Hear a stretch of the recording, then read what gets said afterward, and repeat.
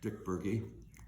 And in the early days when we first moved up here in '95, actually we had a cabin up on Deep Lake since the '80s. But anyway, there was a bookmobile that would arrive in town and we would select a book and then we'd see them a couple of weeks later or whenever they came back for another book. Well, you know, somebody decided that we should have a library in town. There was a group of people. Karen Bogus was instrumental in that. So the decision was made to build a library, and you can check the history on that, but we were more than pleased. And we had a big part in helping to put things together and to finance it and so forth. That was our part, and we were more than willing to do it. So.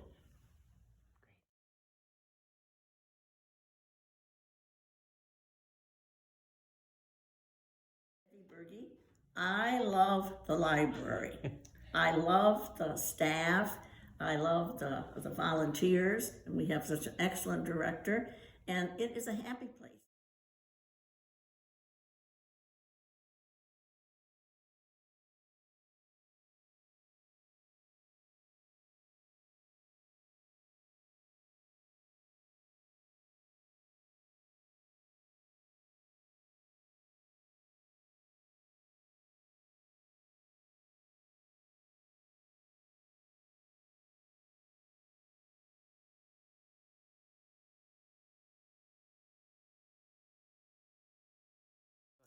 I'm John Joseph. I've been involved with the library since before it was a library. I was on the initial board. I was the first treasurer of the library.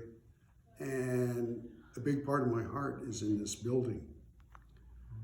Now, as I have listened to these anonymous people criticizing what we are doing with the library, they say, we do not want to ban any books.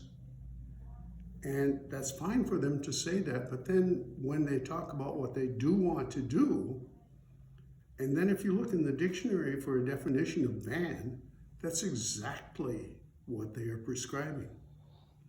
It's time to keep the library open as it has been since it opened, and it's been expanding, and we need to continue to grow.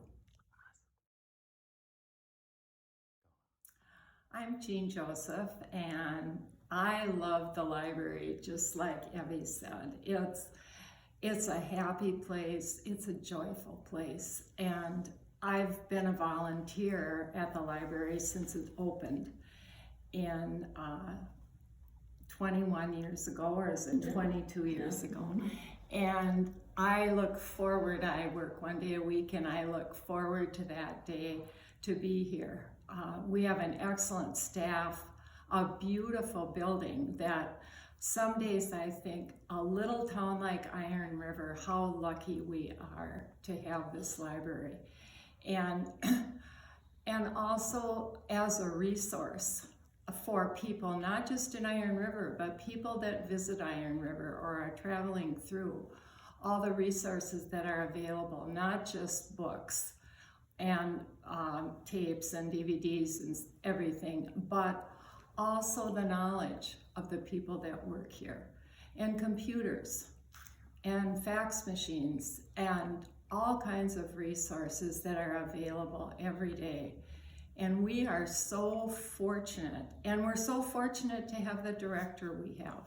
She has done a superb job with the library, and she works so well with all the staff here. And once again, we are lucky here in Iron River to have this beautiful library.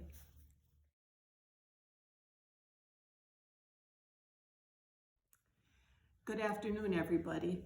Thank you for coming to this presentation on behalf of the Evelyn Goldberg Briggs Memorial Library of Iron River. My name is Linda Holtman. I was president of the Library Board of Trustees when we expanded our library to its present size. The need to expand became quite clear after a few years of its operation, with more books added to the shelves, computer usage, and acquisition of more materials. We were able to begin our monetary goals for expansion when David Goldberg and Jim Swenson each donated $100,000 for the beginning of our community expansion fundraiser. Dick Rewald created a fundraising thermometer, which we put outside as our community began its fundraising efforts. We had fundraisers including a Dickens Christmas Classic, which still annually is being performed at the winery. A radio personality, Kevin Kling, did an evening of entertaining. Silent auctions and gently used children's clothes and furniture sales also helped bringing the community aware and interested in the expansion project. The community spirit from this local area and also from folks knowing about the project from all over the region and country were amazing. People were so generous in donating to this project. We also applied and received a USDA grant of $50,000. Another positive feature in our library after expansion is its conference room, which is used by many local groups. The expansion was designed by AMI Consulting Engineers of Superior, Wisconsin. Nate Johnson from NJ Custom Builders of Iron River was our contractor. The expansion was completed in 2018. At the end of the dedication of the expansion, children from Smiling Faces Daycare sang to the audience a song about their love for books. Our library is a treasure in this community. It is one of the best, if not the best, building for all people of all ages to visit. It serves all of us.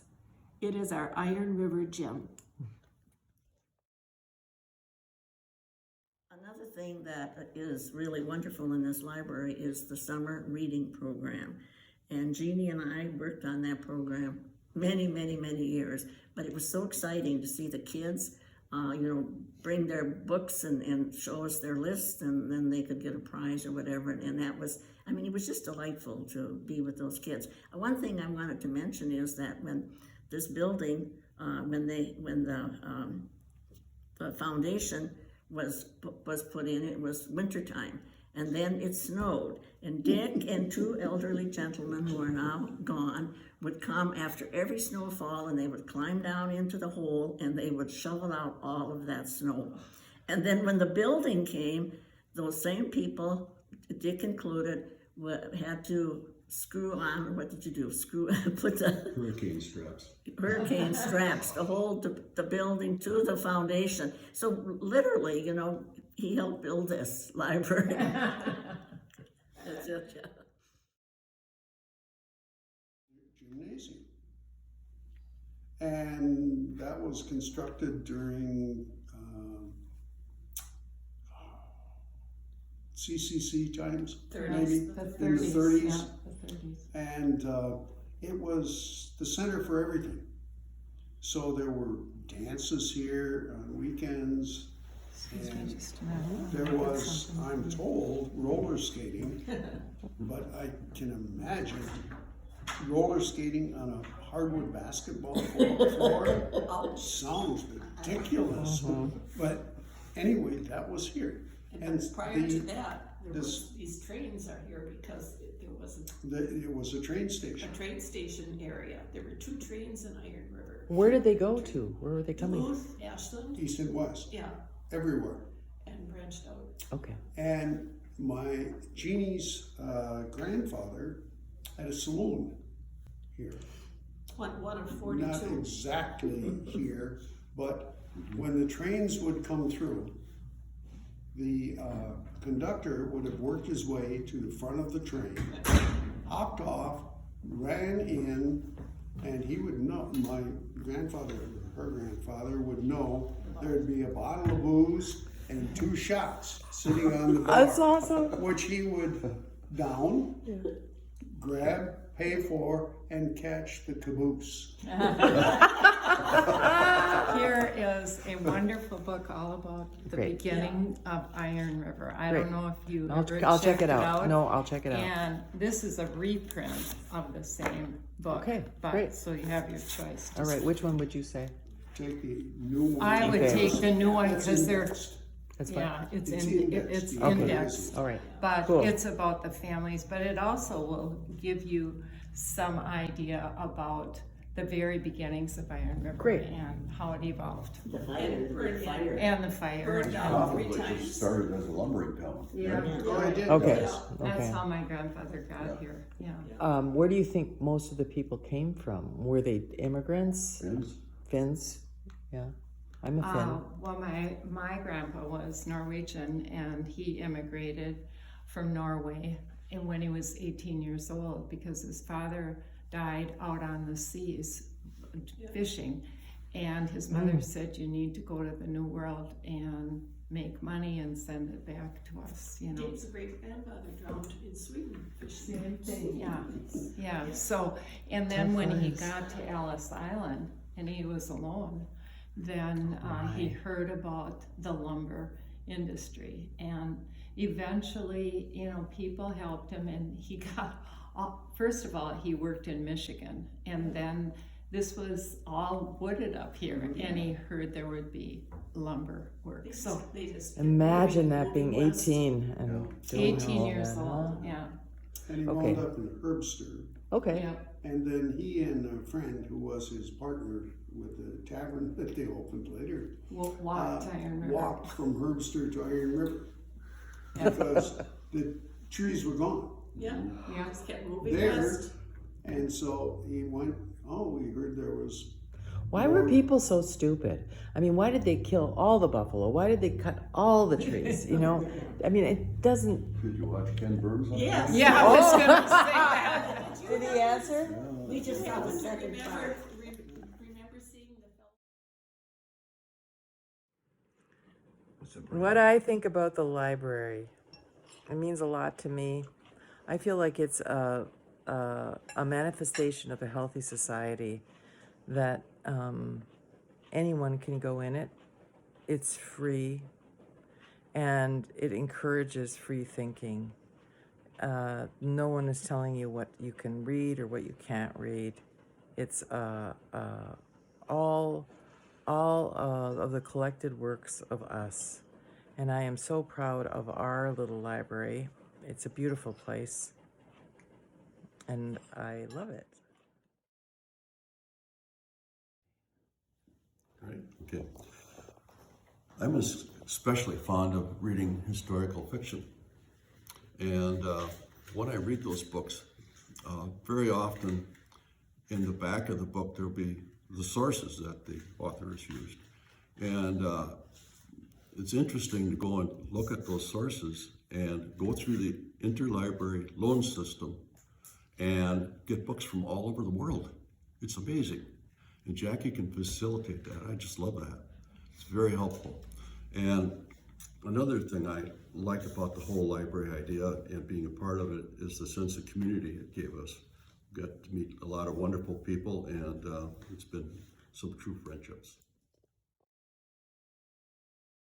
Hey there, folks. Governor Tony Evers here. Thank you to the folks at the Iron River Public Library and all of you here today to show your support for this critical part of the community. Our libraries serve as a place where kids and families can come together, where folks can get connected to resources, and where we can all learn and grow. And I know that's what this library has meant to the Iron River community. Unfortunately, we're seeing continued efforts to ban books and censor the material folks can access at libraries across our state and country, including right here in Iron River.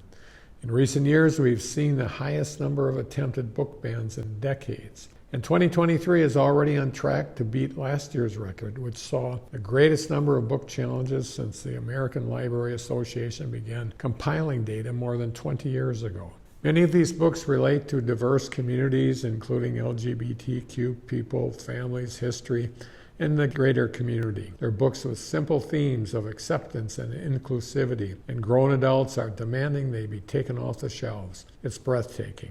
And it's not just in our libraries. We're seeing this harmful anti-LGBTQ rhetoric in our state capitol and in state legislatures across the country. Rhetoric that emboldens hate and violence and threatens the safety, security, and dignity of the LGBTQ people. I'm proud to support our public library and librarians and the critical work you do to educate and inform and create spaces for the community.